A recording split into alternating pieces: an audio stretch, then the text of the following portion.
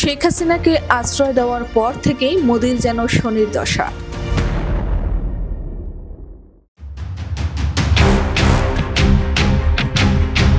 এক বা দু বছর নয়, টানা 16টি বছর দেশকে রীতিমতো চুষে খেয়ে বেলা শেষে 24-এর গণ অভ্যুত্থানে ছাত্র জনতার উপর নারকীয় হত্যা যজ্ঞ চালিয়ে চোরের মতো লেজ গুটিয়ে পালিয়ে যায় ফ্যাসিস্ট শেখ হাসিনা।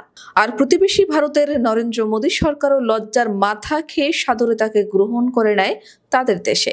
ফ্যাসিস্টকে আশ্রয় দিয়ে বিশ্বের বুকে যেন ভিন্ন নজির গড়ে দাদা বাবুরা। শেখ হাসিনাকে ঠাঁই দেওয়ার পর থেকেই মোদির যেন লেগেছে শনির দশা। বাংলাদেশ শেখ হাসিনার পাসপোর্ট বাতিল করলেও সকল পররাষ্ট্রনীতি আর আইনকে বৃদ্ধাঙ্গুলি দেখিয়ে ঠিকই হাসিনাকে রেখে দেয় তার পরম মিত্র নরেন্দ্র মোদী। হাসিনাকে আশ্রয় দিয়েই ক্ষান্ত হয়নি ভারতের দাদা বাবুরা। রীতিমতো হাসিনার সাথে মিলে নানা কূট চালে ব্যস্ত হয়ে পড়ে বাংলাদেশকে অস্থিতিশীল করায়। ডক্টর মোহাম্মদ ইউনূসের অন্তর্বর্তী সরকারকেও বারবার প্রশ্নবিদ্ধ করার পায়তারা করেছে ভারত, তবে লাভ হয়নি কোনোভাবেই। শেখ হাসিনার নামে বাংলাদেশে প্রায় 250টি হত্যা মামলা রয়েছে। আন্তর্জাতিক অপরাধ ট্রাইব্যুনাল গ্রেফতারি পরোয়ানাও জারি করেছে তার বিরুদ্ধে। ডক্টর মোহাম্মদ ইউনূস দ্বিপাক্ষিক বৈঠকে নরেন্দ্র মোদীর কাছে ফেরত চেয়েছেন হাসিনাকে। এরপরও হাসিনা প্রীতি যেন কমছে না নরেন্দ্র মোদী সরকারের।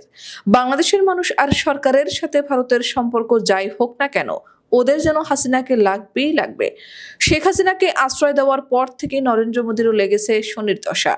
হাসিনাকে ভারত ঠাঁই দেওয়ার পরেই মণিপুরে শুরু হয় ভয়াবহ মাওবাদী বিদ্রোহ, যা ছড়িয়ে পড়ে ছত্তিশগড় থেকে পাঞ্জাবেও। এই আগুন না নিভতেই ট্রাম্প অবৈধ ভারতীয়দের বের করে দেন রীতিমতো ঘাড় ধাক্কা দিয়ে। ভারতের প্রধানমন্ত্রী নরেন্দ্র মোদীর তখন চেয়ে দেখা ছাড়া যেন কিছুই করার ছিল না। শুধু কি দাদাবাবুদের ফেরত পাঠিয়েছেন ট্রাম্প? এতটুকুতে ক্ষান্ত হননি তিনি, উল্টো ভারতের উপর হয়েছেন কঠোর, একের পর এক কর আরোপ করে নরেন্দ্র মোদীকে করেছেন কোণঠাসা। এমনকি নরেন্দ্র মোদী আমেরিকা সফর করে ট্রাম্পকে শুধু দিয়েই এসেছেন আর দেশের জন্য এনেছেন শুল্কের বোঝা। ট্রাম্পের সেই শুল্ক নীতির কোনো সুরাহা না হতেই ভারত অন্যকে ফাঁসাতে গিয়ে নিজেরাই পড়ল নতুন ফাঁদে। সম্প্রতি কাশ্মীর হামলাকে কেন্দ্র করে মোদী সরকার কোনো প্রকার তদন্ত ছাড়াই আঙুল তুলল পাকিস্তানের দিকে। পাকিস্তানও চুপ থাকার পাত্র নয়, সাফ জানিয়ে দিল এটা তাদের ফাঁসাতে নরেন্দ্র মোদীর কারসাজি। ব্যাস, দুদেশের সম্পর্ক এখন আগ্নেয়গিরির মতো উত্তপ্ত। সীমানায় বিরাজ করছে সীমাহীন আতঙ্ক। দুদেশের সেনাদের মধ্যে মাঝে মধ্যেই ঘটছে গোলাগুলির ঘটনা। ফ্যাসিস্ট হাসিনার বুদ্ধিতে বাংলাদেশকে অস্থিতিশীল করতে গিয়ে এখন নিজেরাই চরম অশান্তিতে ভারত। দিল্লি থেকে মুম্বাই কোথাও নেই শান্তির রেশ। অশান্তিতে ছেয়ে গেছে ভারতীয়দের হৃদয়। তাই তো বলাই যায়, হাসিনার মতো বন্ধু যার, তার কি আর শত্রুর প্রয়োজন হয়?